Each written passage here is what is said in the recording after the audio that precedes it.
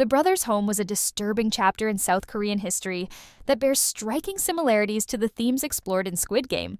During the 70s and 1980s, this facility, located in Busan, South Korea, operated under the guise of a welfare program but was actually a site of forced labor and severe human rights violations. Thousands of homeless people, disabled individuals, and children were forcibly taken from the streets and imprisoned in brothers' home.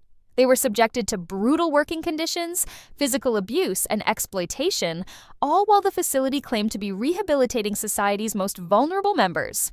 The inmates were forced to work in dangerous conditions, manufacturing products for various companies while receiving no compensation.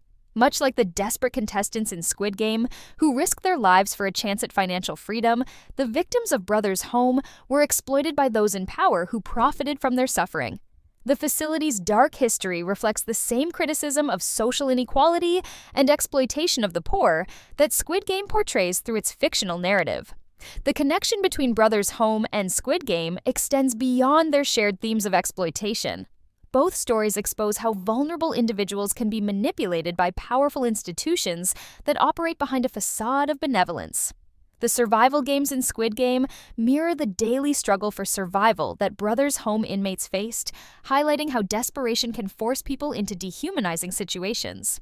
The eventual exposure of Brothers' Home's atrocities in the late 1980s led to its closure, though many argue that justice was never fully served.